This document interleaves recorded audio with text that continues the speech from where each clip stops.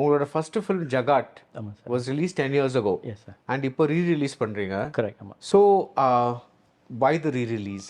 10 வருஷத்துக்கு முன்னாடி அதை ரிலீஸ் பண்ணும்போது நமக்கு வந்து ரொம்ப லிமிட்டடான ஒரு சினிமா தான். ஒரு 18 ஸ்க்ரீன் தான் கொடுத்தாங்க.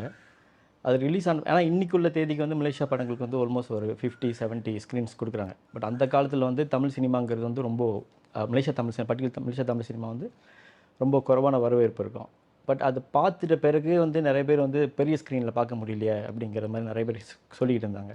அதனால சரி நம்ம திரும்பவும் 10 வருஷம் ஆகுது, அதோட கூட சேர்த்து 2 படம் ரிலீஸ் பண்ணுறோம். அந்த 2 படங்களும் நீங்கள் பார்த்தீங்கன்னா ஜகாட்டோடைய kind spiritual sequel. That is மச்சாய் அண்ட் ப்ளூஸ். அண்ட் ப்ளூஸ் 2 படம். மச்சாய் ஒரு படம், ப்ளூஸ் ஒரு படம். யா.